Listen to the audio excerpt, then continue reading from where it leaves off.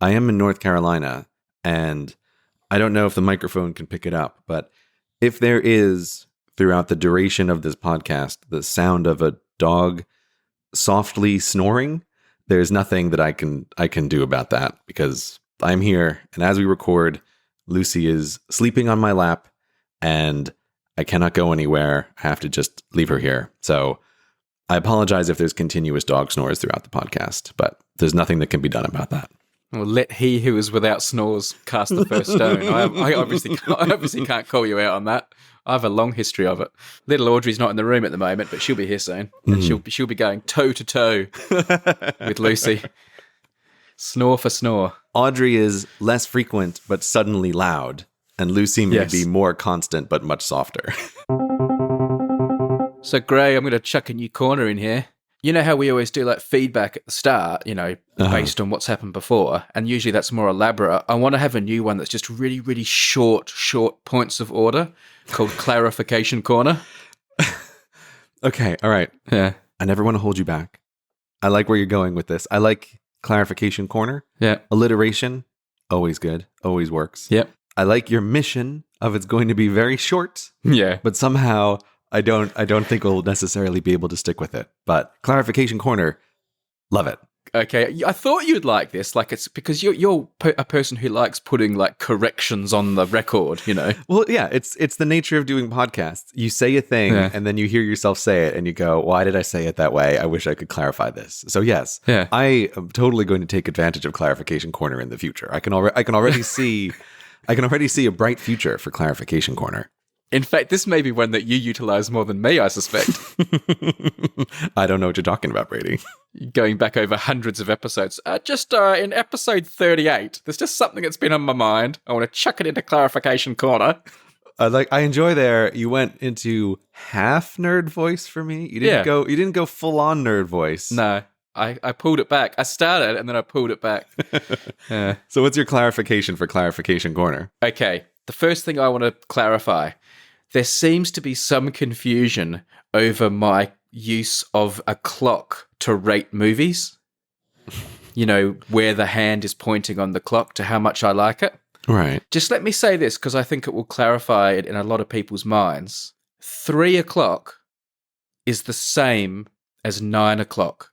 Yeah. So if I'm pointing at 10 o'clock, I may as well be pointing at 2 o'clock. There's no difference. There's no difference on if you're on the left or the right-hand side of the clock. Because I saw a couple of people arguing, and they were arguing over whether or not, because I chose to point at like about 10 o'clock, that was different than if I had chosen over the other side of the clock. There is no difference. This is a symmetrical scale. All that matters is how close to 12 it's pointing as opposed to 6.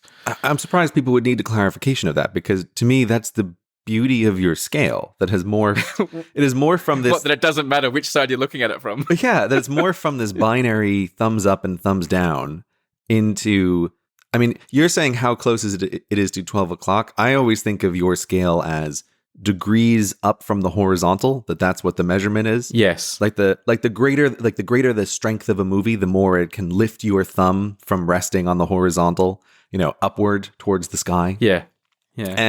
But because I chose one side of the clock though, when last time I gave a rating and I chose the later side of the clock over the 10 o'clock side, people read something into that, as opposed to if I'd chosen the early side of the clock, the ones and the twos. There's no difference. Just put a mirror down the middle, people. It doesn't matter. Yeah, that's why this rating scale is so beautiful, because it is symmetrical on both sides. And we all know that symmetry is an intrinsic property of beauty. Oh, thank you. Another thing, and look, I don't want to get bogged down in this people saying what state they're from in America thing, which has become such a thing. But when we were at ThinkerCon and I was meeting people in the queue, I don't know how many people I met, how many Hello Internet listeners I met. I reckon my guess would be 100 to 200. Mm-hmm. And I reckon at least half of them told me as a joke that they were from the United States. Right. Like when I'd say, hey, where have you come from? Where you from? I reckon at least half said the United States. Now, I appreciated the joke and we all had a laugh, but just for the sake of total clarification, I do not expect Americans to say they're from America when they're in America. That is when it's okay to say what state you're from. Uh-huh. On home soil, you're absolved of this thing. Just to be clear, and I've said this multiple times, but I just want it to be 100% clear. I will throw another little grievance out there, though. Okay. About American assumption. All right. And that is the assumption that everyone knows what state you are from by the abbreviation from the state. You mean the 2-letter abbreviation? The 2-letter abbreviation. Sometimes I think I've seen people include that in communication. Mm-hmm. You included it in a communication with me today, but I'm not criticizing you for it because that was in a completely different context. But it just did remind me, because you're obviously in an American state at the moment. Mm-hmm. And I said, where were you? And you just sent me the abbreviation. I'm not pegging it on you, but it did remind me that people quite often do that. They'll just include the 2 letters and assume that outsiders know the state. Most of the time, basically, unless it's TX or NY, then you're probably not going to know, CA, I guess, but this is something you should not use to people from outside America. Okay, I can get behind you on this one because, it's not always so obvious. Many of them, anything with an X stands out, like Texas. That is great. But as soon as you get away from the first 2 letters, or like I'm in North Carolina right now, and I sent you back in NC. Yeah. Okay, it's two words, the first letter for each word. I think you can get away with that. But yeah, I'll... Well, no, that's also okay. The reason I'm giving you a leave pass as well is, I know that you have family in North Carolina. So right. So it's already become the shorthand of the 3 or 4 places you could be. That's one of them. So, but still, it just reminded me. I have seen people do it, and again, it's a big assumption. Look, I've seen you take an enormous amount of grief on this topic, and I just on this, and we disagree fundamentally on some parts. But I want to give you this, Brady. I will back you on the state abbreviation one. That's for postal workers and shorthand where you already have a pretty good idea where the person is, and is not good for general communication abroad. All right. I think that's pretty short for clarification corner. Yeah. We can move on to more elaborate feedback. So since we've been traveling a bunch, I have a little bit of feedback that's been on my mind for a while, and I wanted to ask you about your recent trip to Machu Picchu. Mm-hmm. When you were there, how many other people do you think were at Machu Picchu with you? Like, how many other tourists were there? Well, that's a good question. That there is like a daily limit, so I should be able to tell you exactly, but I can't remember what it is. Interesting. They have a daily limit of the number of people that get ferried up on the buses and actually get tickets to go on the site. And they also limit the number of people that can go up each peak, because there are these 2 peaks either side of the ruins, sort of the shorter one that's kind of more famous because it's in lots of the photos, or the really big tall one that actually is Machu Picchu mountain itself. Oh, interesting. And they limit the number of people that are allowed to climb up each one, and you can only go up in the morning or the afternoon. So they do have number controls. Let me have a look for you. Machu Picchu limit. I mean, if you had to guesstimate, like a 5,000 would be my guess for the day. Okay, so you would guess something like 5,000 for the day. Okay, that's interesting, because I happened while I'm in North Carolina to be talking to my parents, who listen to the podcast avidly. They're big Tims.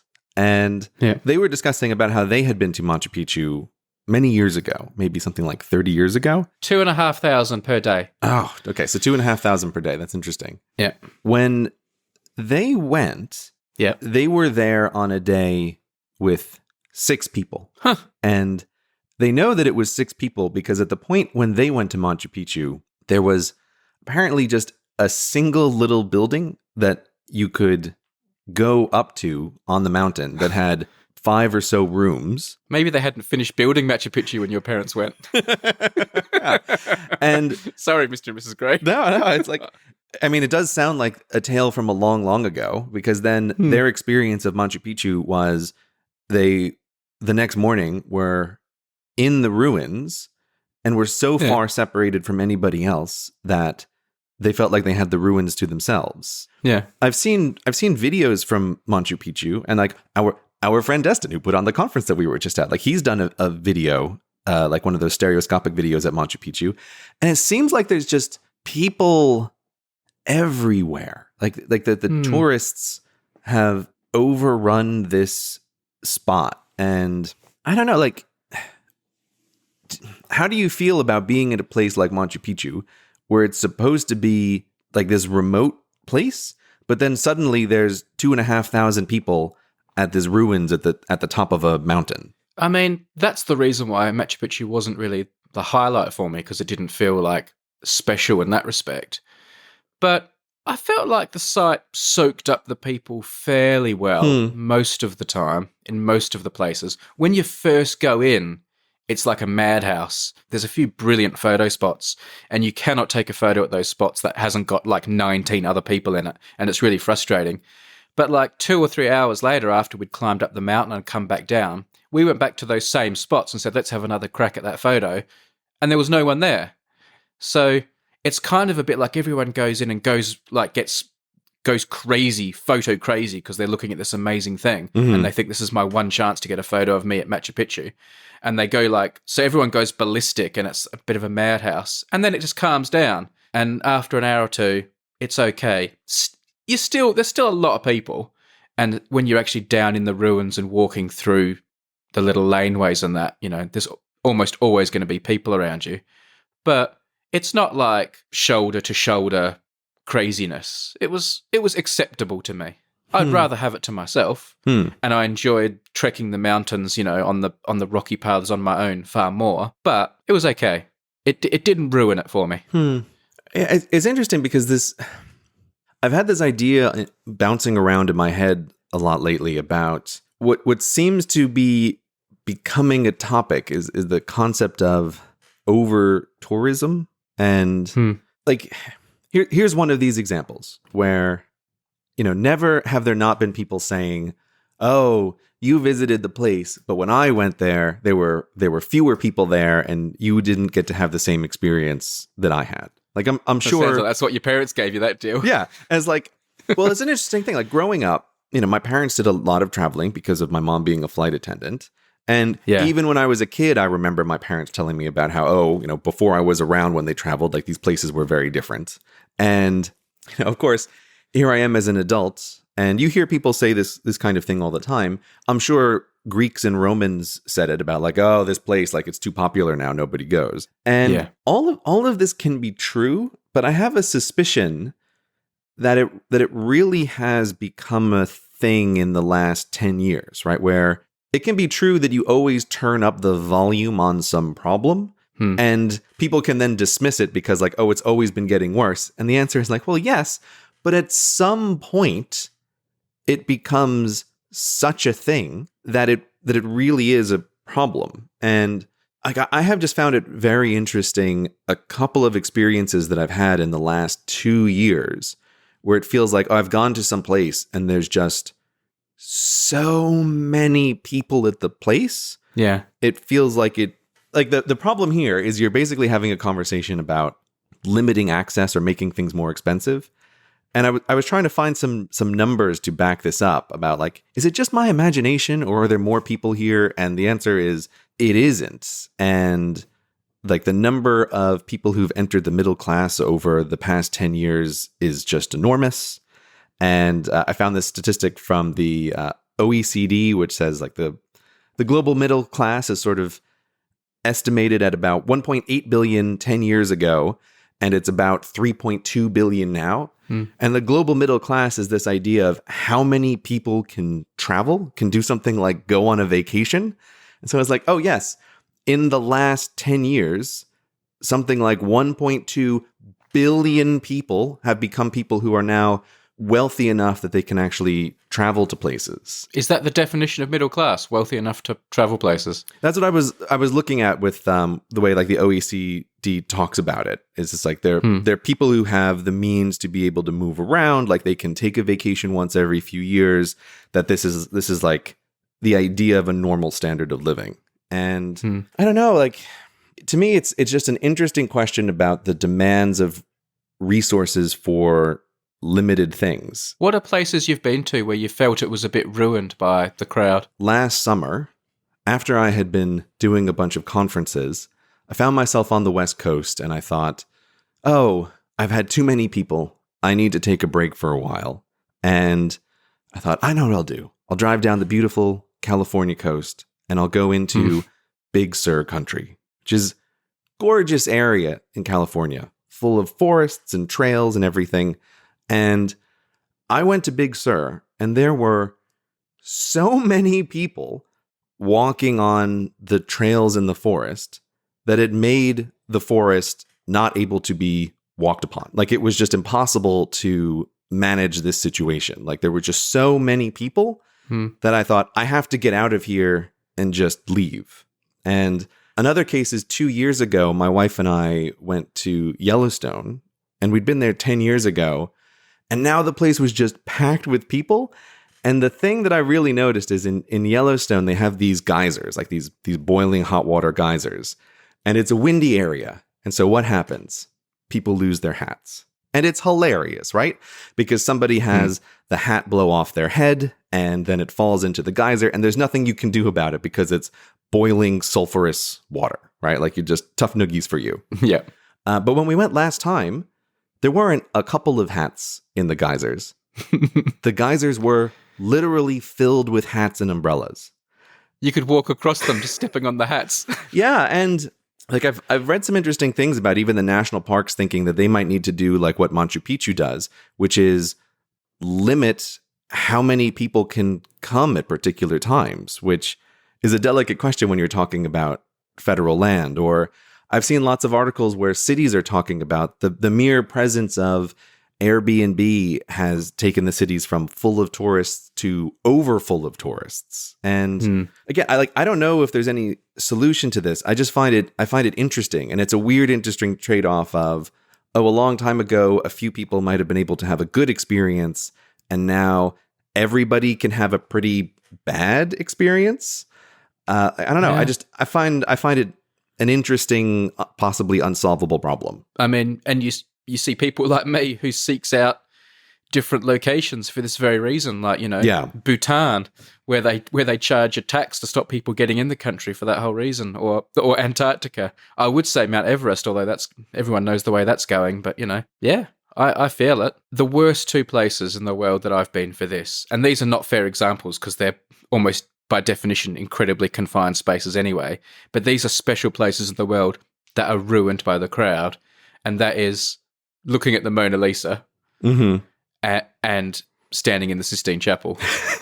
I mean, the Sistine Chapel's crazy because you're not supposed to take photos of it and you're supposed to be quiet. And I reckon every 10 seconds, the security guards go, shh, and tell everyone to shut up in the Sistine Chapel, like to the point where that's annoying. So, and everyone is taking photos, and it's just like it's a zoo, the Sistine Chapel. And one thing that happens very quickly is people get annoyed about the idea of raising the prices to get into places or limiting the amount of people who can see a thing to say like it's exclusionary in this way. And it's like, of course, it's by definition, it's exclusionary. I think the unfair thing is using money as the excluding factor, though. That's what the thing I think that seems unfair. Like, you could just say, we'll have a lottery for who gets to get into Yellowstone every day. And therefore money would no longer be a factor. But why use money as the excluding criterion? I mean, you know me, I don't have any problem with the idea of doing an auction. Again, though, that's like only the rich get in.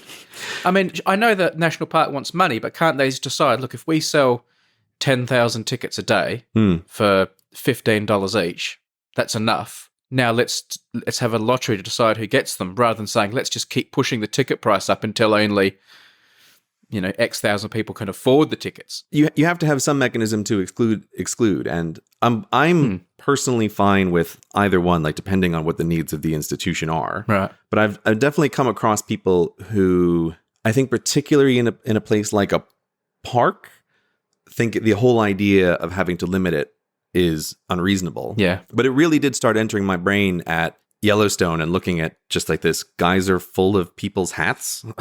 Like you just can't continue to have people come here all the time without ruining it. Yeah. Like it's a real problem. And the other thing I noted that's along this topic is I have seen a few parks now specifically have requests for people to not post photos of themselves on Instagram and have those things geotagged, because what ends up happening is sort of like what you were talking about at Machu Picchu, that a couple of places, like a particular spot in the park, becomes the spot that everyone wants to go to just to get the Instagram photo and then to leave. Yeah.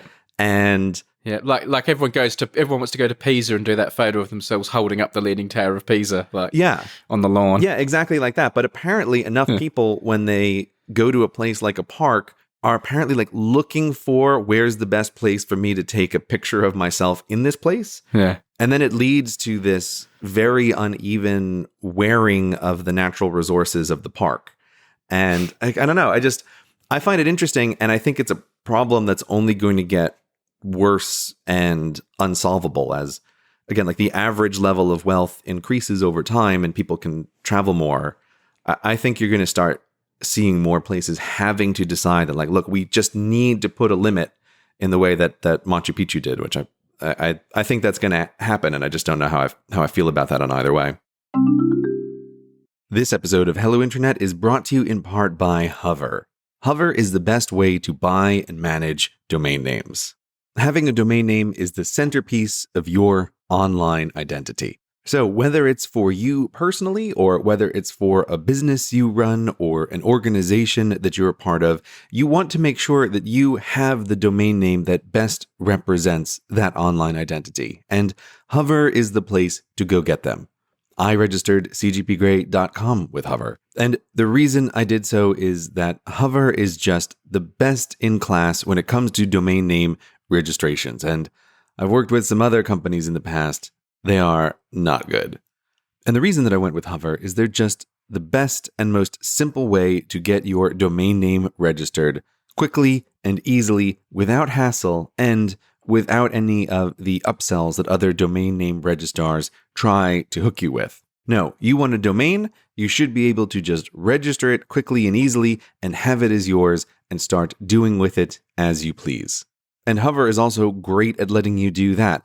With Hover Connect, you can quickly plug your domain name into many of the website builders or other services that you would want to use, and you can very quickly set up your own personalized email so that you are getting email at your new domain name, which can look a lot more professional than just having a Gmail address for your contact. So if you want to start building your online identity, the place where that begins is with a domain name, and the place to get your domain name is Hover. Go to hover.com/HI and get 10% off your first purchase. That's hover.com/HI to get 10% off your first purchase. Thanks to Hover for supporting the show, and thanks to Hover for helping you get your domain name. Now, Gray, do you remember not that many episodes ago, I spoke about how I was convinced that airlines were splitting couples and families apart so that they could force you to buy tickets next to each other after my wife and I got split apart on a flight to South America? I do remember you peddling this conspiracy theory, yes. Conspiracy theory, not. Have a look at this article in The Independent. Mm-hmm. It was doing the rounds a couple of days ago. Okay, what am I looking Airlines for here? face crackdown on use of exploitative algorithm that splits up families on flights. Government ministers in the UK have condemned the practice. Okay. Digital Minister Margot James described the software as a very cynical, exploitative means to hoodwink the general public. And do not think for a second that exploitative is an easy word to say for me. She added, some airlines have set an algorithm to identify passengers of the same surname travelling together. They've had the temerity to split the passengers up, and when the family want to travel together, they are charged more. Outrage, I say. Outrage.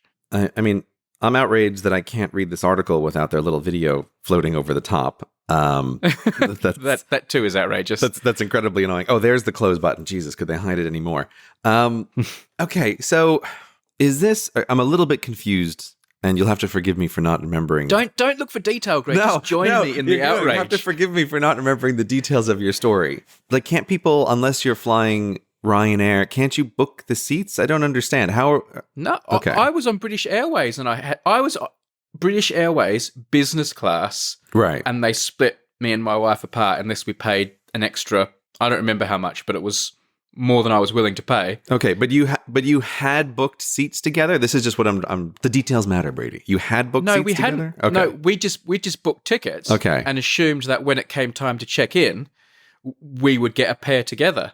But we were split apart. But so were like 3 or 4 other couples. And we did that musical chairs. You know, can I swap with your wife and you swap with my husband? And if that guy, single guy over there, doesn't mind swapping with that, and we managed to get all our couples back together in the end through a series of complicated trade deals. Right. But I was like, I can't go through that again. So then I paid the whatever amount for the flight home just to make sure we could sit next to each other. The irony is you then just put your head in a tablet or go to sleep for the whole flight anyway, but that's by the by. Yeah, but you don't want a stranger in your, in the bubble of air that's around you. That's no good. So yeah, it's more comfortable. Even if your wife ignores you the entire flight, it's much more comfortable to be sitting next to your wife. It's not some stinky stranger. Exactly. Anyway, I felt like I was, felt a bit like I was peddling a conspiracy theory last time, but now I'm feeling more and more confident. Now I'm seeing computer algorithms are doing it for them.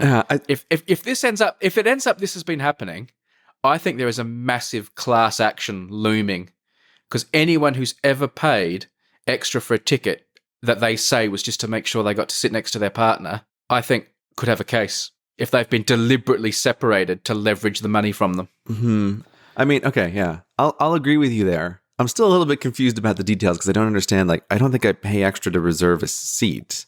I don't think my wife and I have ever done that. Not all airlines do it. Okay. Not all airlines do it. Some airlines will just let you choose your seats for free. But a lot of them do say if you want to choose your seats, weeks in advance, you've got to pay. Otherwise, come check-in time, you can pick from what's left. I mean, I think that is terrible then if they're deliberately separating the couples. And you're not peddling a conspiracy theory here, Brady. You now have the digital minister on your side, which is a position I did not know existed. But it sounds like if you're going to have a government job, a pretty cool government job to have. Yeah. Oh my God. I almost forgot, Brady. I'm going to call it NPCC follow-up for the show. Near Plane Crash Corner. Oh. I can't believe I almost forgot. So. Interesting. Well, I've got a lot of plane stuff in the show notes today. So if you're on a plane, you're not going to... You're either going to love or hate this episode. What have you got? I'm very excited about this. Okay, so let me paint the picture. Yeah. You and I, we had completed our road trip. Yeah. And then the next morning, I had to fly into what is rapidly dropping to the bottom of the list of airports for me. Newark Airport. The place of 1,000 screens. The place of 1,000 screens. The place that is so terrible that even if you can wrangle your way into the airport lounge is only as good as a regular airport would be, and so is barely an improvement. It's terrible. At least it doesn't have climate control problems like DC does. But anyway, I'm flying into this terrible airport. Everything's fine. We're on one of these little planes. We're coming down for a landing, approaching, and we're at that point where suddenly the houses are big and you can see the details in all the houses. I know it's like a sudden transition. I always find you're looking at a map of the world, and then suddenly you lose the feeling of I'm looking at a map, and you just realize, oh, you're close to the runway, but still very high. That if you fell, like you'd viscerally understand the height as opposed to something like diving out of an airplane. There needs to be a name for that point, that threshold. Yeah. I'll leave that in your capable hands. We'll come back to that. I'm sure we will. Yeah. So we're at this point. We're coming down. I can just start to make out all the tiles on the roof of the houses. Yeah. And then the plane pulls straight up. Yeah. In the most abort. Yeah. In the most uncomfortable acceleration I have yet experienced in my life. Yeah. Is like, we're coming in, and then bam, like straight back up in the air. For a go round. Yeah. And we go way back up. We go way back up over the cloud cover again in just this trajectory right up. Oh, yeah. And you know what I was thinking of, Brady? Me. I was thinking of you and goddamn plane crash corner in this moment. And I felt like, here it is. Here it is. The last few seconds of my life may be well approaching. And all I'm thinking of is Brady's going to have some memorial episode of Hello Internet, like the final plane crash corner of, we're sorry to tell you folks. Episode. Yeah. But not only do I have a plane crash corner to report, but Gray died in that plane crash corner. And it's like, it was such a strange... But first, a message from Squarespace. Yeah, exactly. Like, I was so annoyed in this moment because it's like, I legitimately thought, oh, I might be in a plane crash. Like, I don't know what's happening. Things are really bad all of a sudden. And what am I thinking of? Not my wife, right? Not my family. I'm thinking of goddamn plane crash corner and just what feels like this inevitable thing. Like, I had joked about that before on the show that, oh, surely this is what's going to happen if I'm ever in a plane crash. Yeah. But there I was faced with the reality of it, that, oh no, it is true. I will be thinking of plane crash corner in my final moments. So I wanted to tell you this, but I also have a question for you, which is, when we got back up to cruising altitude, the pilot comes on, as they do in their little pilot voice, and he says, hello, ladies and gentlemen, just wanted to let you know that we've been re-vectored for an approach to the airport. Right? Which is like, thanks for this technical term to obfuscate what has just happened, that there was some dramatic reason you had to wildly abort at the last possible second. And there was some guy with a broom on the runway sweeping up a puddle or something. Yeah, no information was given about why. I have no idea why. I wanted to know from you, because you like to listen to these reports from the airplane, like the recordings, the cockpit recordings. Yeah. And I was thinking, you told me that there's like a channel on the plane where you can listen to these things while they're doing it. Is there any way that I can get access to the chatter on the plane to find out what the actual deal was that caused this NPCC to occur? What, retrospectively going? Yeah, retrospectively. I don't know if that is that information subject to like freedom of information requests. Maybe if you were really keen, maybe I guess you could request the recording just to sate your curiosity. Okay, but so I don't know whether or not there are nerds. Maybe for like airports as famous as Newark, there are like nerds who are recording it, and you could get the word out, and some nerd will have. Maybe they keep recordings for months at a time just for their own personal pleasure. Maybe someone's recorded it straight off the frequency, but I don't know. Yeah, I would like to know. I want to know what it is, because re-vectoring, not a satisfactory answer. That's not good enough. I want to know what was on that runway, and I want to see if I can find out what was on that runway. It's probably just a plane taxiing or something, wasn't it? They just hadn't. It wasn't as clear as they'd hoped. Or yeah, I mean that's my guess. That's my guess. Yeah. Like someone just pulled into the runway, or like a chicken was crossing the runway and we have to stop or whatever. But I would still like to know. I want to know, and so I want to know if there's any way I can try to find out and get the actual recordings of what happened in the most terrifying plane experience of my life. Would you be willing to put in a freedom of information request to find out? I mean, I had to go through the process. I would definitely be willing to have my assistant put in a freedom of information request. Yeah, for sure, I would do that. And if anyone out there knows whether or not there are like plane enthusiasts who keep recordings of the day's traffic for weeks or months, have them get in touch. Yeah, I'll tell you the flight number, right? So if any nerd happens to know, it was November 19th, United Airlines flight 2408, Knoxville, Tennessee to New Jersey, Liberty International. I want to know. I'm going to get these recordings, Brady. I have to know what happened. If you can't compete with Plane Crash Corner or NP near Plane Crash Corner time, do you have perhaps another corner? Is there another corner on the lineup here? Nice setup there. You've just given me a nice juicy pitch over the plate. And let me introduce today's comeback of, by popular demand, Corporate Compensation Corner. The most exciting of corners. It is the worst named, and yet it's the one people always want back. I don't know why, because it's the terrible name, I guess. I also think it's the one that is a little bit like the Maryland point, right? It goes so far beyond that it's great again. Yeah. And it's all about my plane trip. Okay, tell me. All right. So strap yourself in, Gray. This is going to take a while. Okay, all right. I'm comfortable. Because I want you to have the context. Okay. Because the context does affect the lens through which I was seeing this incident. Okay. Yeah. No, I want all the details. This story is going to be about Virgin Atlantic, Okay. the airline. Now, I'm going to say from the start, I like this airline. Mm-hmm. I fly with them more than anyone else. They're my second favourite airline to fly on after Emirates, because Emirates are pretty cool to fly on as well. So I don't, you're okay, Virgin Atlantic. But here comes my... But now I'm going to give you a kicking. Okay. Because here's my story. Well, actually, maybe I'm not going to give you a kicking. I'm just going to give the facts, Gray. And I want you to tell me at various points whether or not you're cool with it, you think there are grievances to be had, Okay. Call it as you see it. I don't want to bias you in any way. So I think you do though. But okay, keep going. I couldn't keep a straight face. I'm sorry. I tried. All right. So I've just been in America for a couple of weeks, and I booked this a while in advance, and I didn't know what all my plans were going to be.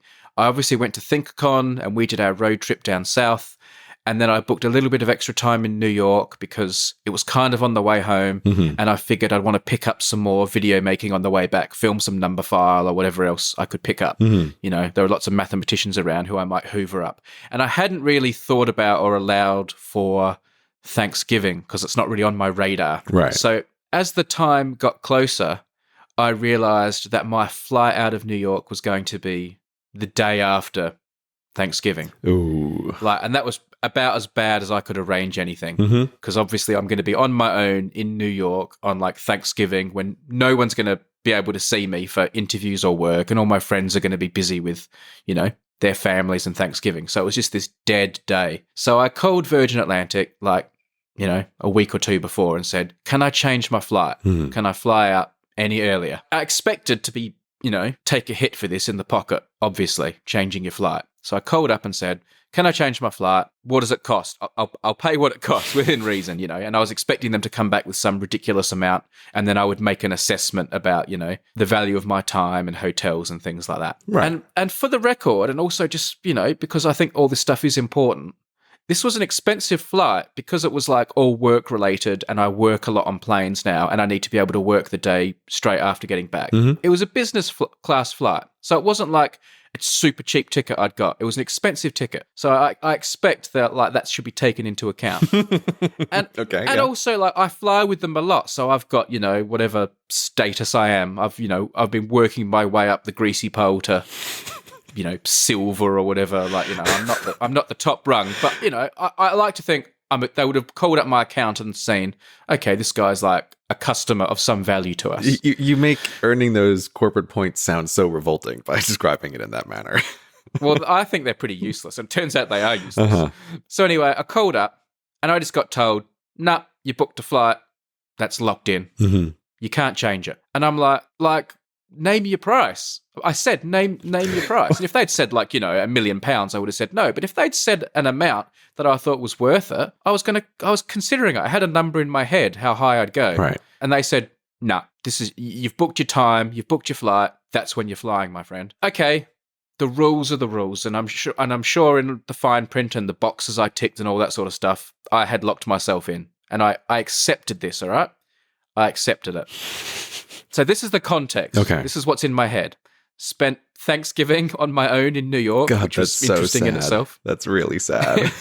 It was. I went and had a look at the Macy's Day Parade for a few minutes, which was kind of weird. Anyway. Don't you dare slander the greatest holiday ever, Brady. So the next evening, it's time for my flight. At last I can go home. Get on the plane. We push back from the gate, get out on the runway, and then suddenly they're like, oh, there's a problem with the plane, something relating to one of the engines. Mm-hmm.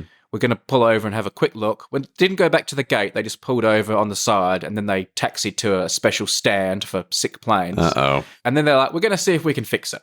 And to fix it, they had to turn off the engines, and then that meant the plane would lose power. So they had to call out an auxiliary power unit from somewhere else at the airport, which apparently takes a long time.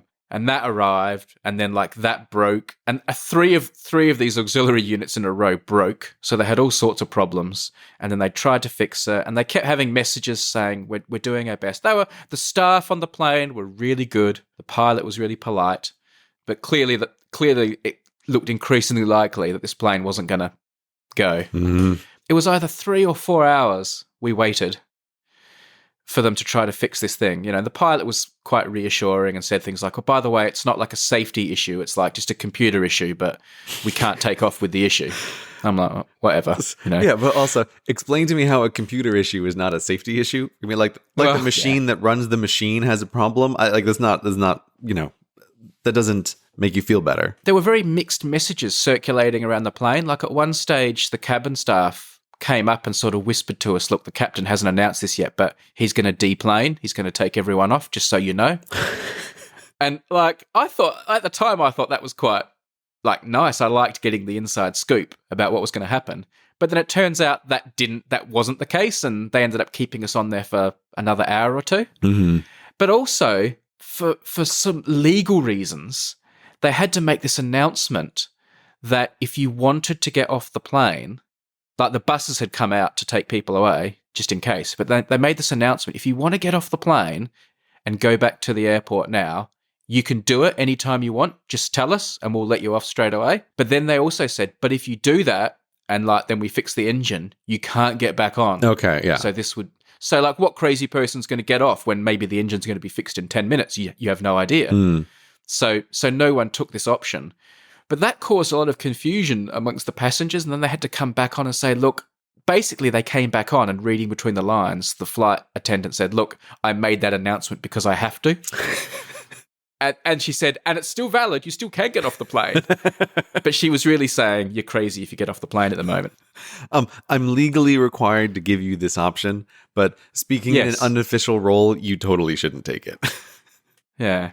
Anyway, after this epic wait, a lot of it in darkness, and just as a side issue, because I'm an idiot, I had lost my iPad a day or two before, so I couldn't watch anything on my iPad or anything. I was just stuck, just sitting there, like talking to my neighbors and whatever. Yeah. Oh, and tweeting a lot. I went a bit crazy on the old Twitter. Yeah. I asked everyone to tell me their nightmare plane delay stories, which in a future episode I should keep them. We should talk about because there were some really good ones. I said, tell me your worst delay story to cheer me up, and people sent in some great ones. Eventually, word comes through from the captain. It's not happening. We're getting you off the plane, and we're going to sort you all out. Everything's going to be fine. We're going to book you on new flights. Everything's going to be wonderful. You know, happiness and light. And the mood on the plane, I would say, was good. Mm-hmm. Staff were handling it well. Morale was high. Everyone was like, "Oh, what a pain in the butt," but, you know, haha, better than taking off with a bad engine, you know, plunging into the ocean. Such is life. Yes, it is better than that. That's true. Yeah. So they take us back to the terminal in the buses. And this is where it starts getting a bit Lord of the Flies. It starts going wrong now. We get off the plane and everyone's like, "Okay, we were told as soon as you get back to the terminal, you're going to be told what's what and everything's going to be fine." And when we got back to the terminal, it sort of occurred to me how hard it is when you've got a whole plane full of people now that you can no longer speak to at once via a PA system and all sitting in their chairs. Communication became very difficult with this large group of people. And they were getting increasingly tired and irritable because it was after midnight at this point. They like traipsed us through the airport to the domestic part of the terminal, to like a bag carousel where our bags were supposed to come out soon, but took a really long time. And then people were saying, "What's going on? When are we going to fly? What's the, you know, what have you sorted out for us?" And there was no like czar or point man that was looking after everything. Mm. And all the staff there were trying to answer, and they didn't really know themselves. And then they gave us all these photocopied pieces of paper. I've got mine here, actually. Hang on. They gave us these photocopied pieces of paper. "Sorry, your flight's been cancelled, etc., with the details of when the flight was going to happen. And it was going to be like 24 hours later, the next night. So it wasn't even like the next morning, which I think ambitiously we'd all hoped. By this point, people were on phones. Some people were organising new flights. But there was a few things on the piece of paper that caused concern. It said, "We have arranged hotel accommodation for you, including meals and refreshments." Mm. That's nice, isn't it? Mm. But then it says, "However, if you can return home, please do so. As we are unable to secure transportation for you this evening, we will need to ask you to make your own way to the hotel by taxi. Please keep your receipts and send them to customer relations at the below email or postal address." So it's starting to feel a bit more Mickey Mouse now. Oh, hang on, we're going to have to find our own way to the hotel? Uh-huh. And then people were asking, well, what's the hotel? And they said, we're going to tell you that later. And so then, like, people were starting to get a bit more aggressive now and upset. Mm-hmm. Mm-hmm. And the bags were taking a long time, and people were starting to think about all their connections and missed weddings and things like that. And then they said, all right, we're going to tell you what your hotel is. Come over to this desk over here. But then they announced that if you can, please, like, share hotel rooms, like with family and friends, because we haven't got enough hotel rooms for everyone. Because they were having to book these hotels last minute. I was like, oh, this is going to be nuts. Yeah, no, like abort so hard, Brady. I was pretty zen about all this, and I got in the line, and I was in the front half of the line. And here's where I will admit that when I passed over my boarding pass to like get told my hotel, because most people were being sent to this hotel out at LaGuardia, and they did say there's a bus you might be able to get on. I don't know much about that. When I got there, because I was like, you know, a good passenger, I had a business class ticket. They said, oh, you've got a different hotel. Mm-hmm. And mine was closer to JFK. They were showing you more respect. Is that? They were showing me a bit more respect. But I said, oh, that's good. That's good. I'm going to a different hotel. So which bus do I get on? Not the LaGuardia bus that you're telling everyone about. And they said, oh, we actually don't think we've got room on that bus because that's the one that the staff are using. So I just said, you want me to get a taxi, don't you? And they said, you'd really be helping us out if you got a taxi. And I was like, fine. So I just, as soon as the bags came out, which they did eventually, I just grabbed my bag. I got a taxi. I was the first person to arrive at this hotel and like got my room. And, you know, it was fine. It was okay, except I had to check out at 12 and my flight wasn't until 7 the next night. And like Virgin weren't paying for a longer stay. So that was kind of a bit of a pain.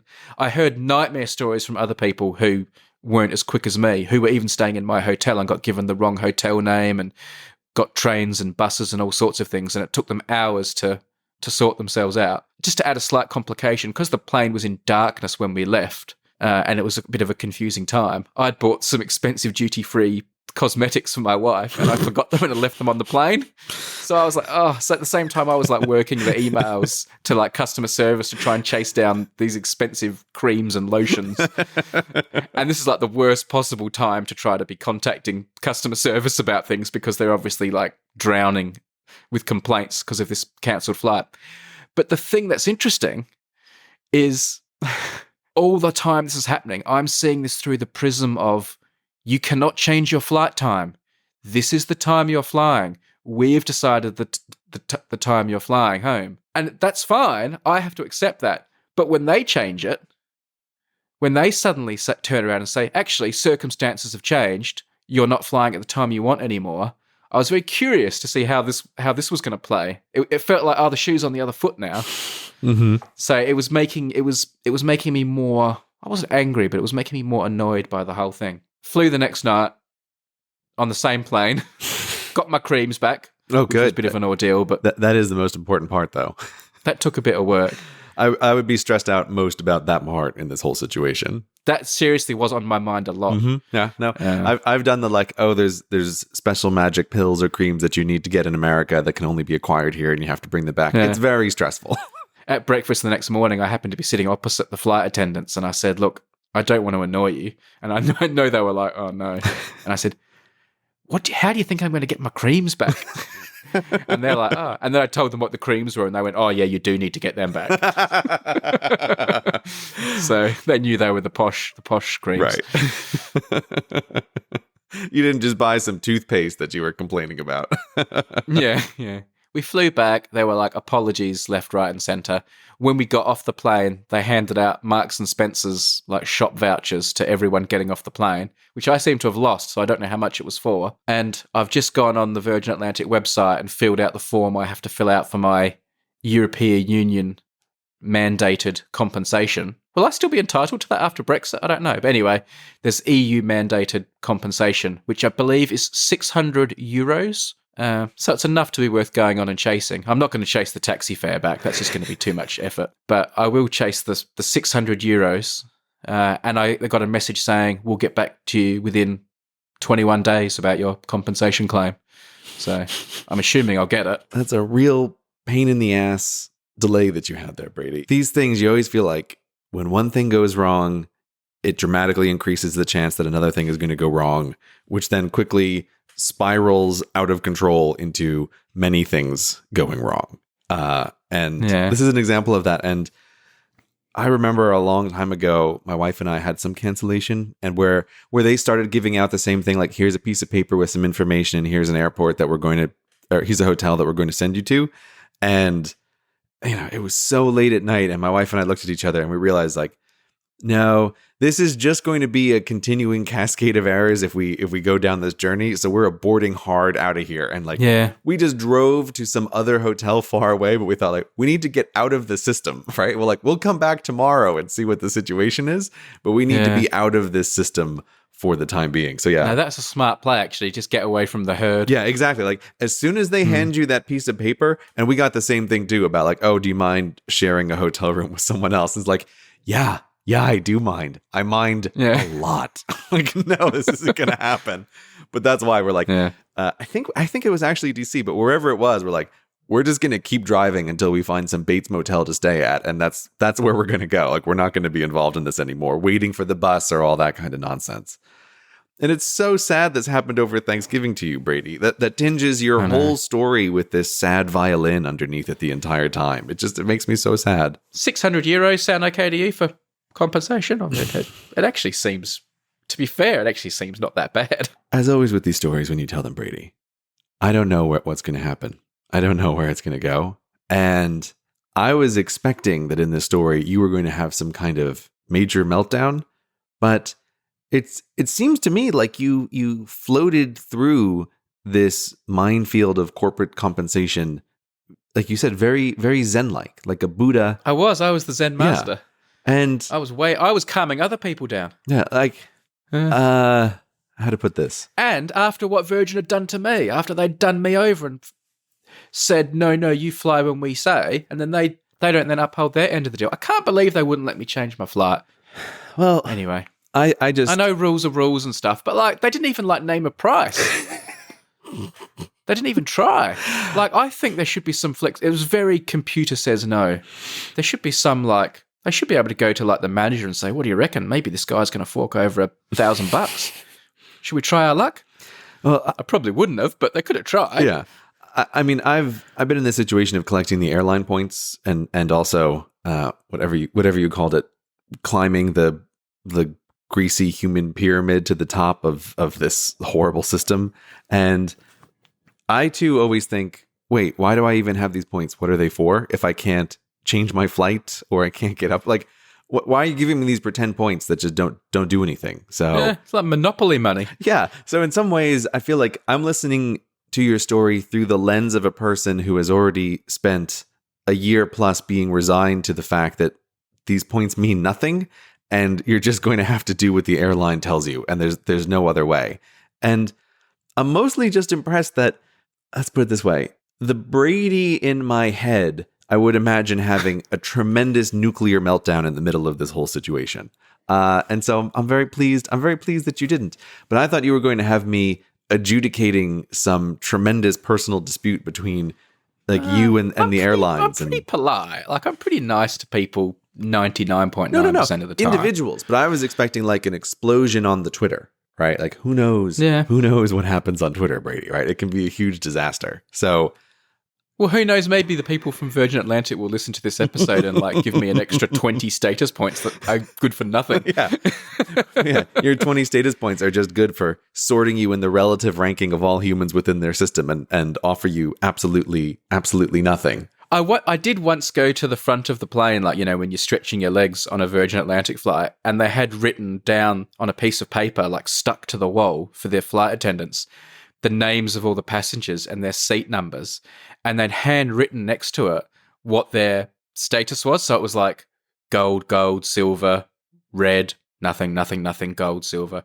And I'm not gold. And I did look at it and thought, what are those gold people getting that I'm not getting? Like, are they being nicer to them, or are they giving them like more jelly beans or something? Like, why did they have to have that written down? By that point, we're all in our seats and we're all like on the flight. What are those people getting that I'm not getting? As someone who is gold, I can tell you what you get, Brady. What you get is in the mail they send you a little gold tag that you can then affix Yeah. to your luggage. So Yeah. you look like a total status-seeking asshole. Like that's, as far as I can tell, that is the only thing that you get with this gold membership. And I am so aware of people who put it on their bag like it's some kind of proud accomplishment. And I can never not immediately think less of those people. And it's like, yeah, I could have one of those tags too, but I'm not putting it on my bag because I'm not advertising for the airline. And also it means nothing. You just want to show off these pointless points that you have. So pointless points. Yeah, that's what they get. They get a badge to show off. Like they get a sticker from the airline saying, "Thanks for spending all this money with us. Would you like to show everybody that you've spent all this money with us?" That's what you get, Brady. Well, as long as I get my 600 euros, I'll try not to talk about it again. I hope you do, but you got to do it fast, Brady. You got to do it fast before the Brexit window closes. Presuming that's still happening, I guess. I'm assuming that's still happening. But yeah, you got to do it quickly. Let's not even talk about that. I keep wanting you to tell me what's going on with Brexit, and you always go, "Oh, let's not talk about it." So I don't even understand myself, and it's changing every day at the moment. Yeah, but so that's why I'm just going to sit here and assume that it's still happening until you tell me otherwise. You're my news source for Brexit, and you tell me nothing. So, like, whatever. I'm sure it's going great. But yeah, sounds like do it quickly. This episode of Hello Internet is brought to you in part by HelloFresh. HelloFresh is the meal kit delivery service that shops, plans, and delivers step-by-step recipes and pre-measured ingredients straight to your door so you can just cook, eat, and enjoy. No matter who you are, HelloFresh has something for everyone. There's 3 different plans to choose from. They're classic, they're veggie, and their family. And all of the ingredients that you're going to get in those boxes are made up of fresh, responsibly obtained ingredients from carefully selected farms and high-rated, trusted sources. And HelloFresh lets you rediscover the excitement of cooking. You can feel confident when cooking with HelloFresh because the simple recipes are outlined on pictured, step-by-step instruction cards. And let me say from personal experience here, pictures. It makes a big difference, especially when you're not so familiar with cooking. When an instruction says this thing or that thing, I don't know what it is. I need a picture. Pictures. They're very helpful.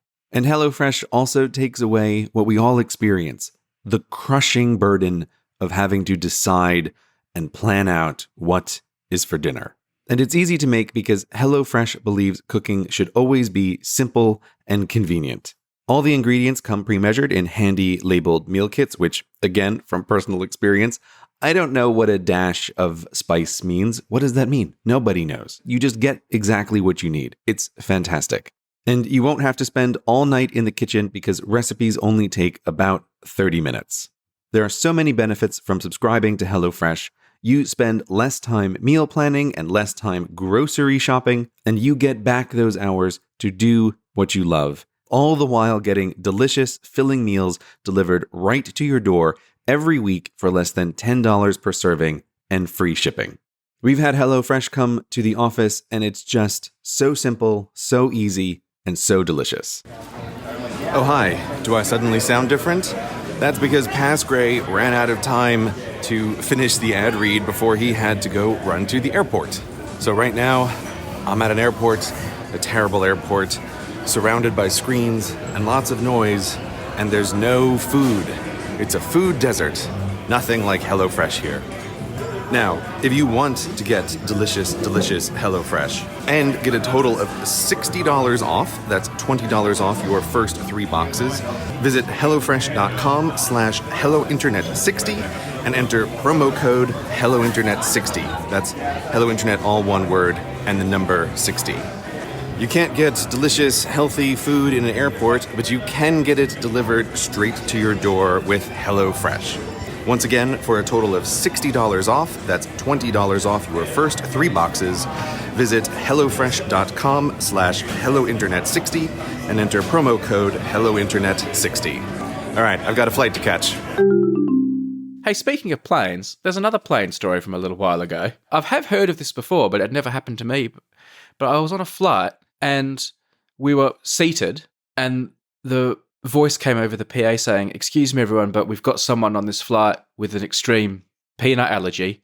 Can no one for the whole flight eat peanuts or touch or take anything out of their bags with peanuts, and we won't be serving any peanuts for the whole flight. Mm-hmm. And I get that. The funny thing was, as the announcement was being made, my wife was stuffing a peanut protein bar in her mouth. So it was she was like, "Uh-oh."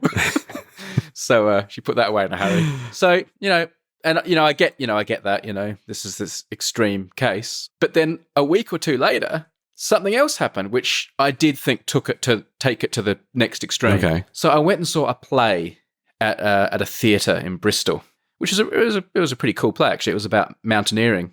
It was Touching the Void, based on that book, Touching the Void, which is quite interesting to see as a play. Okay. So anyway, when I was looking at the website the day before going, there was a warning. I think there was a warning saying it contained, naughty language. Okay. And there was a warning that the play contained and involved peanuts. Wait. And I was like, what? What? I was like, what? What the heck? And then when I got to the theatre to watch it, as you were going in like the main doors into the theatre, there were like printed out signs on pieces of paper warning you that the play contained peanuts and involved peanuts. Okay, hold on. I need to pause you here. Yeah. Because I'm thinking something that can't possibly be true, but I'm afraid that it is. Huh. So the play did they throw peanuts at you from the stage? Well, obviously this is what I was anticipating. Right. There was gonna be some peanut stunt at some point. Right. Okay. Yeah. Anyway, the play ensues, and I'm spending the whole time waiting for I've got no interest in how they're going to depict like the injuries and the famous story of Touching the Void. All I'm waiting for is what's happening with the peanuts. Yeah. Right. Okay. Yeah. And a lot of the play was set in like a tavern, like a Scottish tavern in the mountains, mm-hmm. where people are reflecting on mountaineering and what happens. Mm-hmm. And there's this one scene in the play where two characters are talking, and one character is trying to explain to the other one how you climb this rock face. And the character says, I don't understand. Help me understand how you climb the rock face. And he says, let me explain it to you like this. And he reaches over, because they're sitting at a table with beers and stuff. Imagine this peanut, and he picks up like a peanut from the table that they're at, that you would have at a pub. And he holds it up above his head. Imagine this peanut is a person. And you go here, and then you move to the right, and you move to the left, and he's just using the peanut between his fingers to represent a person on a rock face to tell the story. Okay. And you do this, and you do that, and you go there. And the other character's like, oh, okay, yes, thank you, I understand now. And then the character puts the peanut back down, and they continue their talk at the table. And that's it. That's all that happens. And numerous things came into my head at this point. One is, if you've got a peanut allergy that is so severe that you could have an attack based on someone on a stage 50 meters away holding a peanut, I feel really sorry for you, and you should be careful. But I don't think you should be going to theatres or places or walking the streets, in the busy centre of Bristol, if that would be enough to send you into shock. Right. And the second thing that came into my head was, I'm not even sure it was a peanut. So why did they have to use a peanut? Well, yeah. Why not use a stunt peanut? Or Stunt Peanut. a cashew, or just a small pebble? I was completely baffled. There's been a few stories in the news lately in the UK about people dying from peanut allergies. So I get that the theatre was being extra careful, because it was a red hot news story at the time. Mm-hmm. There'd just been a court case a day or two before. So I get why they were being cautious. But if they were so worried about it, just don't use a peanut. It wasn't even that important to the story. It could have been anything. He could have used a hot stopper or a potato crisp. But we've got to keep the peanut in the story. It's important to the story. But instead, let's plaster all these distracting beware of the peanut signs all over our theatre for everyone to read as they walked in, and completely distract you from the play. I'm so confused on this on every level. Because yes, I'm thinking, join the club. This isn't a play about George Washington Carver. Peanuts are not integral to the story. No. And if it's just an example, why not rewrite it? Hell, you don't even have to rewrite it. Just tell the actor, oh, this line about a peanut, we're just going to use a stone. We're going to use an almond, right? It doesn't. Yeah. It's crazy Even making. in the front row, you wouldn't have been able to tell what it was. Yeah, well, like that's the hilarity of it, right? It's not like it's not like it's autumn and they're arranging pumpkins on the stage and someone has a big pumpkin allergy and everyone can at least see the pumpkin. I mean, it might he might as well be using a dust mite for all people can see in a theater at what like a person is holding between their fingers. That's crazy. I'm just like my head is so swirling on this because yes. I know I have, unless there's something I missed, but I don't think there is. I've told you all the information I have. Yeah. I mean, and I don't want to make light of peanut allergies, you know. I get that it's like serious business, but this just struck me as crazy. Yeah, and again, having worked in the schools, like we had some students with no joke peanut allergies that were a really big deal. So it's like I know it's a real thing and it's a real life-threatening thing. But I'm agreeing with you about, can there even be a person who has an allergy so extreme that to breathe the air of a theater that has been contaminated with a single peanut is a problem? And if that person exists, they can't live in the world. They have to drive out into the middle of Montana and live in a cabin alone forever. Like, surely that's the only thing the person can do. Who's to say they're not going to leave the theater and walk within a meter of someone just walking out of a pub with a packet of peanuts? Like, yeah, I don't know. It's very strange. Like I said, if they were that worried about it, fair enough. But just don't even use a peanut in the play, because it really affected my viewing of the play. Until that peanut scene happened, it was all I could think about. And then when it happened, all I could think was that it? Well, that's just it. Like we've talked about safety gone crazy, and that's why this is such a baffling situation. Because surely, if safety is going to go crazy, the safest thing to do is to not have a peanut. It's weird and baffling that you want to draw so much attention to it. I would almost think, I don't know. I would almost think like, I'm trying to think if I had been in charge of that play, what would be the reason that I would do it? And the only reason I would do it is because I would find it hilarious to imagine people wondering what the giant peanut explosion is going to be, and then to put a single prop peanut on stage and then just have it like that be that. The only reason I would do it is like just a hilarious troll that I could giggle at from behind the scenes of like, everybody's waiting for the peanut and here it comes. Ha ha ha. But there's no other reason. It's madness. It's total madness. I don't understand. That is bizarre, Brady. That's a really bizarre story. I'll also put a prediction down on the table that in 20 to 30 years, peanuts just don't exist in the cuisine of anyone in the world anymore. I think peanuts are an endangered species for human consumption because of this sort of stuff. It's like, okay, peanuts are going to go away. And then someone's going to be watching this play and the distracting thing will then be, what's a peanut? What is a peanut that he's using, right? What is this thing?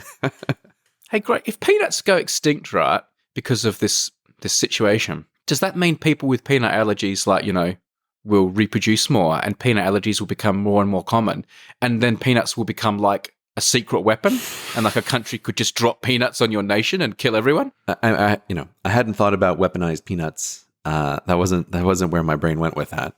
I don't know. I mean, this touches the topic that is one of those things. I don't know what the current consensus state of science is. So I'm going to say this next sentence with a huge asterisk on it, which is, I don't know how true this is. This is just my understanding. I think that the consensus is lack of exposure to peanuts is a large factor in what causes peanut allergies. I think that's true. And that then you end up with a self-fulfilling cycle that as you remove peanuts from the food supply, specifically of children, like I said, at the schools I taught, peanuts were just totally forbidden. So I think that that's the consensus, that lack of exposure causes, at the very least, peanut allergies. There are many allergies that don't work like this, but for some people, food allergies do work like this. And that's kind of why I think peanuts may really be a thing that just totally goes away, because the more you become cautious about peanuts, the more you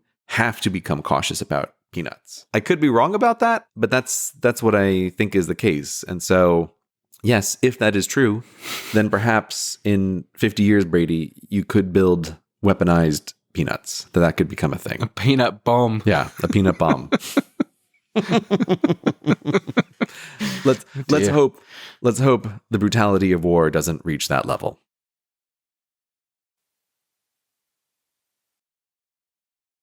let's just keep the corners going. Sports ball corner. Oh God. Okay. Is this just a corner show, isn't it? Okay. Yeah, I feel it. Because after this, I've got a paper cut too, if you'll let me have one. Okay. Let's do sports ball corner first, though. Okay. I think this story is charming, and it's so British. So this story starts with a soccer match in the UK. I believe it was quite a high-level women's soccer match that was being refereed, and the referee forgot his coin. At the start of a soccer match, you toss a coin, usually to decide which team will kick off. He'd forgotten his coin, so he just organised a quick game of rock, paper, scissors between the two captains of the soccer teams to decide who would kick off. Who kicks off in a soccer game is pretty irrelevant anyway, if you ask me, but anyway. Yeah, but someone has to be first. Someone has to do it. Yeah, okay, yeah, you know. So he just said, okay, let's just do rock, paper, scissors.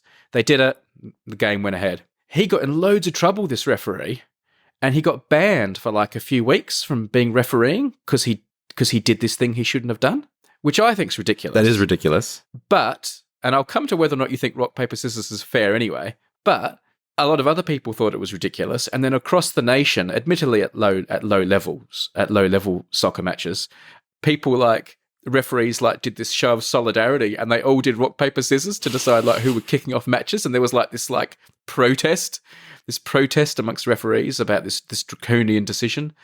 And some people were saying, oh, yeah, that's really good. And other referees were saying, no, you shouldn't be doing this. 2 wrongs don't make a right. And for like a day or two, it became this big, I won't say scandal. It wasn't. It was just like a low-level British controversy. But I thought it was very charming, and I thought it might appeal to you. The coin toss versus rock, paper, scissors. It is totally charming. Yeah. And in no small part because I love rock, paper, scissors. It's great. It's not truly random, though, the way a coin toss is, though, is it? Like, can you outfox your opponent in rock, paper, scissors? Is it no longer a chance decision? Is it now becoming a game of skill to decide something that's supposed to be decided by chance? Okay. All right. Here's why I love rock, paper, scissors. It's the illusion of skill, which can be useful sometimes. So to go back to my teaching days, and this is like top tip for teachers. Aside from 1, learn how to train dogs, which is the most important thing. Maybe tip number 2 or 3 on that list for teachers is anytime a dispute arises between students, have them settle the dispute with rock, paper, scissors. Right. The amazing thing is, in all of my years of teaching, everyone just took the rock, paper, scissors decision as like an arbitration from God about who gets that seat, right? Or whatever it is. More than a coin toss, because they felt like they had some control over their destiny. I think that's what it is. That it wasn't like, oh, it's a random thing. It was, I lost in this game of skill that is no skill at all. Right. It's like I think the loser took personal ownership of the rock, paper, scissors defeat. And so it was like the greatest arbitration thing ever. Like, there's a problem, do rock, paper, scissors, shoot, done. Okay, she won, you lose, sit down, we're done here. It's great. It's perfect. But yeah, for something like the kickoff, it's random. It's random enough. It's random enough for something like the who kicks off first in a football game. I'm not sure I would want, I wouldn't want my encryption keys generated by a series of humans doing rock, paper, scissors. Like, it's not random enough for that, but it's random enough for most everything that you're going to come across in the world. So I'm reading this famous story because I just wanted to brush up on it. I should have read it beforehand. I'm sorry. When Sotheby's and Christie's, the auction houses, both wanted to auction some Cézanne painting. So to decide who was going to get to sell it, they had to play rock, paper, scissors. And it says, the president of Christie's in Japan spent the weekend reading up on strategies and consulting experts, including a colleague's 11-year-old twins, Flora and Alice, who recommended using scissors. Rock is way too obvious, and scissors beats paper, Flora explained. On the other hand, Sotheby's didn't prepare at all. This is a game of chance, so we didn't really give it much thought, Sotheby's impressionist and modern art expert said. So who won? Both auction houses were asked to write their weapon choices on pieces of paper. That's not quite as fun, is it? Which were then turned over to an accountant. Looking at the face of the accountant holding the piece of paper, you could tell nothing. He looks at it for what was probably 30 seconds, and your heart's in your mouth. In the end, Christie's preparations paid off. Their scissors beat Sotheby's paper. The twins were unimpressed with Sotheby's choice. You never go paper. It's a weak move, Alice said. Years later, Flora agreed. Paper just sounds that it's not going to win. That's fantastic. I love this. I love this for many levels, because the only problem with rock, paper, scissors that they're trying to avoid here is the people who, for some reason, think that you do your role on the word scissors. Like, I don't understand those people, and they mess it up, right? So it has to be very clear that you're doing rock, paper, So when scissors, do you shoot. do it? You do it one beat after that, do you? Rock, paper, scissors, reveal. Yeah. Because I would reveal on the scissors. Oh, God damn Rock, it. No, paper, no. scissors. You can't reveal on the Okay. scissors, because then you're saying the word of one of the choices. Yeah. Well, that's what I think about how they did it with this auction thing too. You are being asked to write paper or scissors on piece of paper. Like, it felt like that was preloading it as well. So you know, rock, paper, scissors, reveal Yes, is what you that think. is the correct way. But surely the fact you said scissors last is still biasing it a bit. It may be biasing it a bit, but to do it on the scissors is just wrong. Yeah. And I feel like that's the only thing you have to sort out with the rock, paper, scissors. That's the only problem, is some people want to jump the gun. Okay. And then you get into this invalidated state of wait, what just happened? So that It's like shooting on 9 in a gun duel. yes, I guess that's what it's like, although not at all. But sure, it's like shooting on 9 in a gun duel. You know, I've got a number file video all about like strategies to win at rock, paper, scissors. Well, it's because of the international rock, paper, scissors competition, right? Isn't that what that one was about? Yeah. No, Yeah, but there's like mathematical research into it, and there is a strategy. But this is if you're playing multiple games, Right. not a one-off game, yeah. because you can start using what people have used before and watch the video, people. Yeah, well, that's why people are terrible at being random. Yeah. But that's why for a one-off decision, it's perfect. It's random enough. Like it's random enough. Although, Yeah. like I'm sure I've said it before, is I occasionally did rock, paper, scissors with the students about something or other. You know, when the decision didn't really matter, but I wanted to give them the illusion that they're participating in this dictatorship of the classroom. And Yeah. my favorite move, just because it was like a fun psychology move to do, was to be like, okay, we're going to do rock, paper, scissors. And I'd look at them very seriously and I'd say, and I'm going rock. All right. And it would always freak them out, right? Because they'd be like, who reveals which way they're going in rock, paper, scissors? And then you could see they got caught up in their little brains about like, wait, he can't possibly be telling me the truth about which way he's going. And I would go rock and they would almost always go scissors. It was great. It was so great. Should we have a one-off game now? Okay, we can do a one-off game now.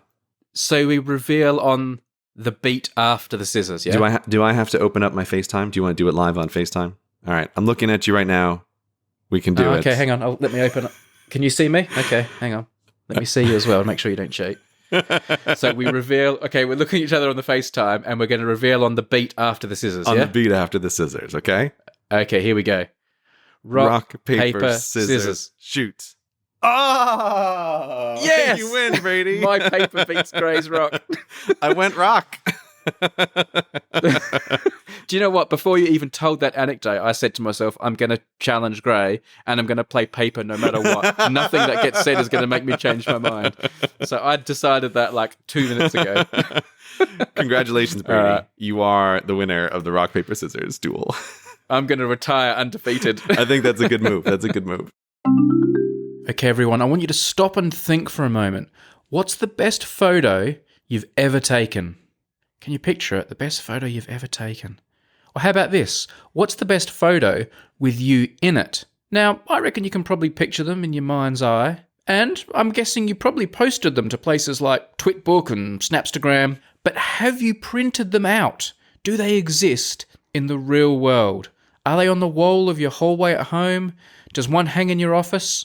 If not, today's sponsor Fracture is here to rescue you. In just a few clicks on their very easy-to-use website, Fracture will have your picture or pictures printed onto the reverse side of an actual piece of glass, mounted with a fitting so you can hang it straight out of the box and shipped to your hot little hands. And it's not just photos either. Why not fracture a piece of art you like or a picture someone drew for you? How about a podcast flag logo that might be close to your heart? Nothing makes a room come to life like having images on the walls. And Fracture makes decorating your space with pictures ridiculously easy. Of course, this doesn't have to be something just for yourself. These sleek and stylish Fractures also make great gifts. My dad has a fracture on his office wall of me standing on the magnificent Khumbu Glacier, which runs off the flanks of Mount Everest. That was a gift from me, in case you're wondering whether he liked it or not. I'm pretty sure he liked it. I don't think he just gets it out when I come to visit. Nah, he definitely likes it.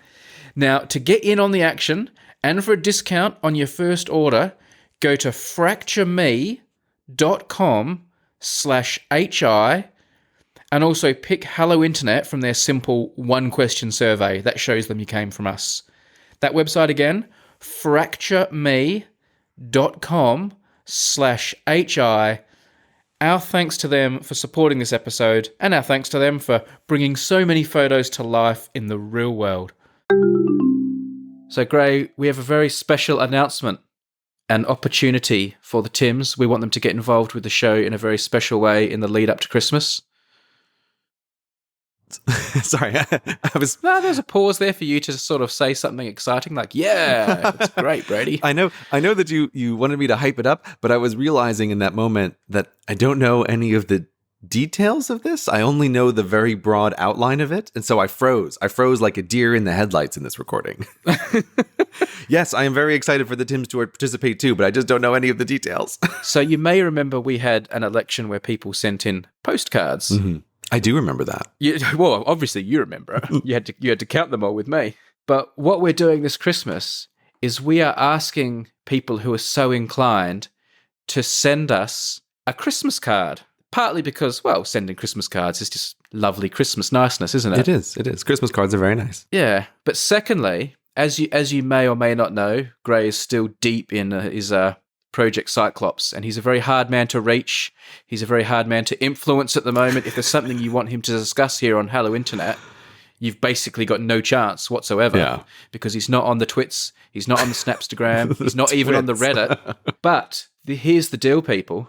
If you send a Christmas card, a hard copy Christmas card, a physical Christmas card to our address, and you write on the card a question or a topic or something that you would like Gray and I to discuss on Hello Internet over the festive period, there is a chance we will do it.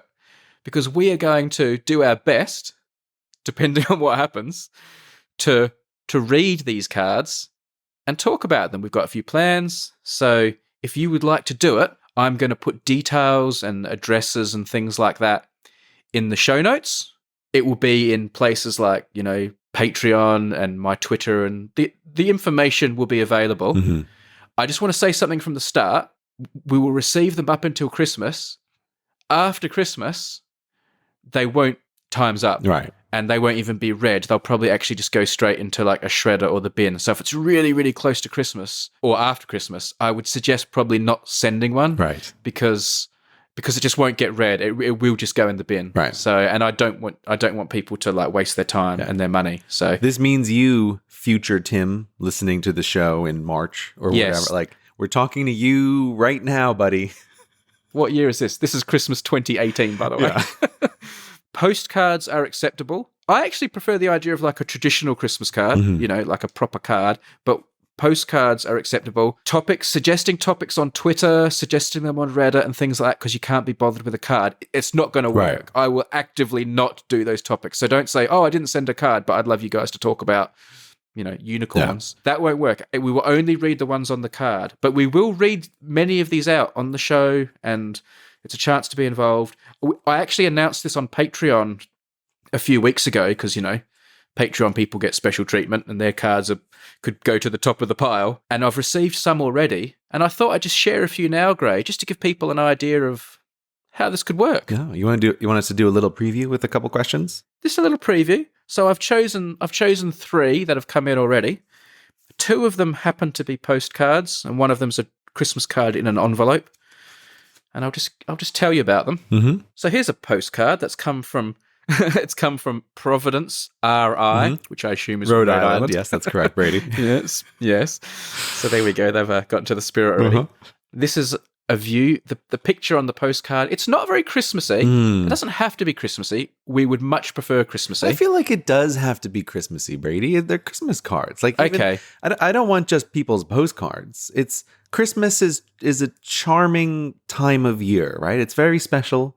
Yep, you're right. It has to be Christmassy from now on. Yeah. It has got a Christmassy stamp on it. Okay. Well, we'll let that one slide just this once. Max, what did Max say? Well, funnily enough, Max said some nice things and then just said, and we'll just get a quick response from you here, Gray. He said, I'm wondering what your thoughts are with the UPS, the US Postal Service, and the Royal Mail in the UK, when everything is being sent electronically nowadays. What is the future of these organisations? Can they survive in the long term? That sounds like something you'd have an opinion on, Gray. Yeah, I don't think they're going away. We still need physical objects, don't we? You still need still need food and gadgets from Apple. Yeah, and boxes from Amazon, although I think they use their own private service now. But you still need to send stuff, and at least in the UK in particular, when I have to go into a Royal Mail branch, I'm always a bit befuddled by just how much can happen at those branches. I think every time I go, there's someone who's paying their gas bill at the post office, which I always find confusing and I never understand.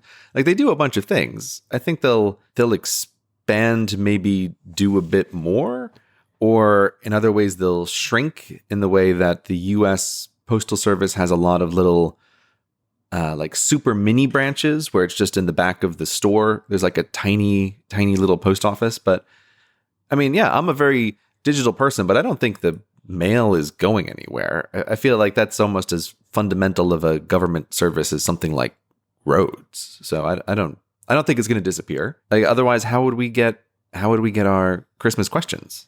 Huh? I mean, like, do you think I'm crazy with that, Brady? It's true as well. Yeah, Christmas questions. I like that. Here's one in an envelope. Take it out of the envelope. Bit of sound effects for you here. So take it out. I always love your Foley work. Yeah, I'm pretty good, aren't I? Yeah, I'm always thinking of the edit. Yeah. This is a very Christmassy card. Actually, if you're on the camera, I'll show it to you. Yeah, I would like to see them. Let me Here we go. open up the camera back up. There we go. Oh, yeah. Nice Aurora Borealis. I feel like everything from Finnoscandia is intrinsically Christmassy. Yeah. It's nice. I like it. It is. It's over Iceland. That's the dancing Aurora Borealis over Iceland. Beautiful. Bold call. It could have been the Aurora Australis, but you showed your biases there, and it ended up serving you well. Aurora Australis. Who ever thinks of that? Nobody. Oh, Australians. All right. So let me tell you what's in the card. It says, "Dear Gray and Brady," and they've written your name on the left and my name on the right, but then they've put in brackets underneath that they think you're on the right and I'm on the left. So I'm expecting a lot of in-jokes here. Oh, no, surely not, Brady. The kinds of people who are going to send us Christmas cards, those are not the same sort of people who will be interested in the in-jokes. No way. This has come from Mark, who is Welsh, but seems to be working at the University of Iceland at the moment, and has previously worked in Durham, Amsterdam, and Heidelberg. This is quite good. This card's actually got citations. It says, "My Christmas wish this year is that the sterile neutrino," which I hadn't heard of before, the sterile neutrino, "be made the unofficial official dark matter candidate of Hello Internet."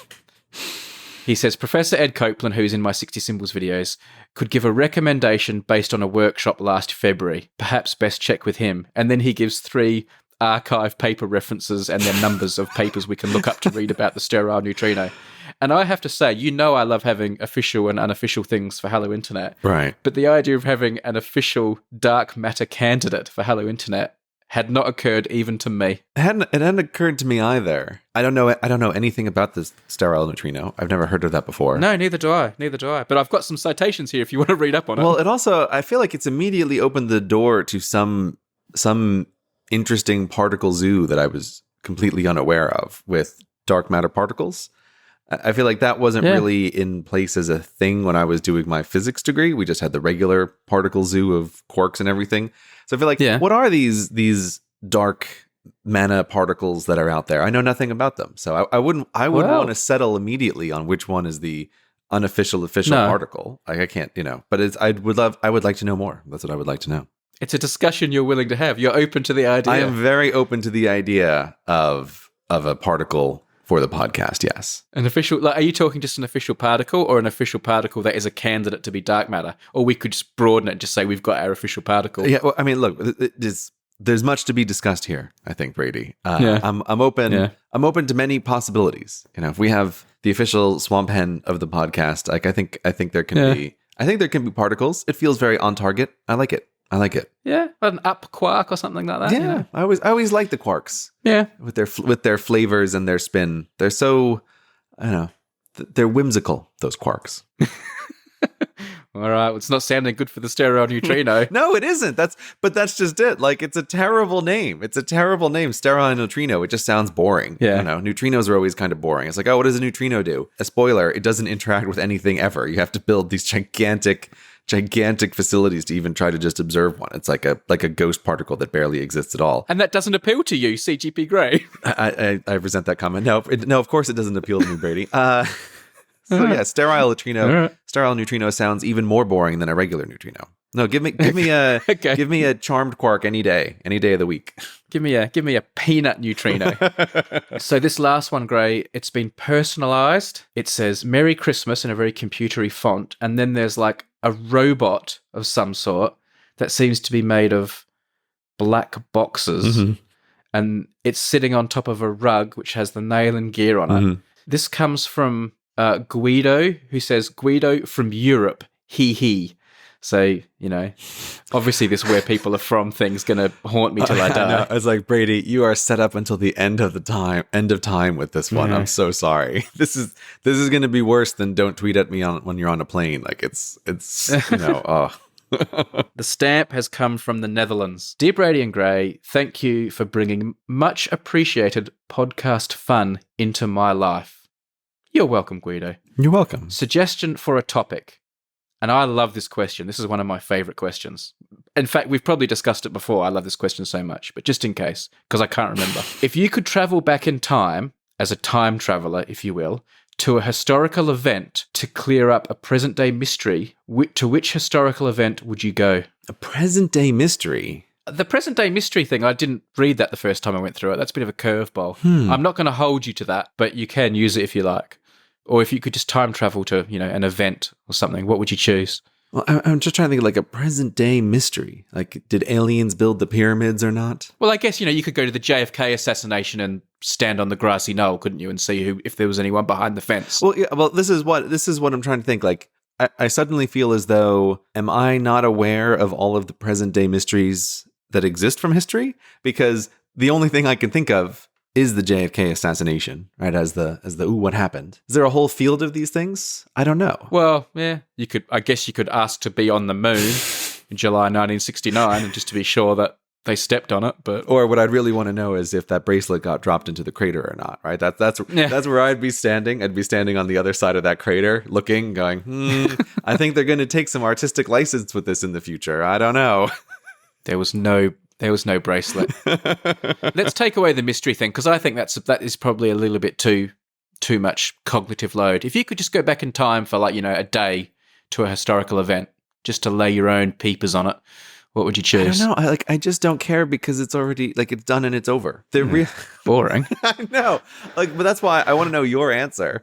But for me, like, I have my answer to this. I have, you know, like there are silly answers like the Big Bang, right? But my choice is far less significant, but pretty famous. I would, if I could, love to go and sit in, like, you know, a hovering flying saucer to watch the Titanic incident. I would like to see what that really looked like and sounded like. The ship hitting the berg, the way it broke apart. Like, just, I know it's really morbid, but hey, you know, I'm the guy that invented Plane Crash Corner, so I can be morbid. I think that is an event that has captivated me and has a spell on my brain. And I've seen so many pictures and paintings and now movies about it. I just am curious to know what the actual event was like. That's interesting. That's an interesting answer. And, you know, you are the history buff. I only just recently came across all of this information about the ship that was nearby during the Titanic. What's it called? Was it like the California or something else, something like that? Not the one that helped. Was that Carpathia or whatever, the one that helped them? Yeah, I think that's it. Like, it was the Carpathia, something along those lines. And I'd never really been aware of this as a thing. Like, part of the reason that all of the events happened the way they did on the Titanic was they thought there was this ship that was nearby that they could use the lifeboats to ferry everybody over. Like, that's why the lifeboats weren't full, because they thought they had tons of time to get people over to this other ship. But that the other ship had turned off their their telegraph operator, like their radio operator, and weren't receiving any of the messages? I think you're right. I think the Californian was the one that may have been close, but the Carpathia is the one that actually came and did come in the end. Okay, all right, maybe that's what it is. Like that's why all these names sound familiar. Yeah. I was coming across this information somewhere, and it's one of those. I don't know. Sometimes I feel like when you're reading stuff, there are stories which are just a little too perfect, and this version of we just don't have the radio on sounds to me like it's a little too perfect of a story. Like it has too much built-in drama, and so I could see that. I could see that being interesting. If you want to hover over and see how the Titanic actually went down, how all the steps really occurred. I mean, I'm not even being as like noble as, wanting to know what was going on the Californian and who did what. I'm just more like, what did it look like? Like, what did it sound like? Like, it's just such a famous event. When you said you wanted to hover above in a UFO, I thought you were going to say something, and then I was like, oh, I would want to be in that UFO with you. Yeah. I thought you were going to say you want to hover above the Earth when the asteroid comes and strikes the surface and wipes out all the dinosaurs. Now that sounds like a show. I could get on board for that one. Good call. Good. That's a good one. Yeah. That's what we can see when we become time travelers. And I also extra like that because we're in a UFO above the Earth, and so we don't have to worry about all the old germs. Right? We can float above and watch the asteroid come in and see the fireworks show for goodbye dinosaurs, hello mammals.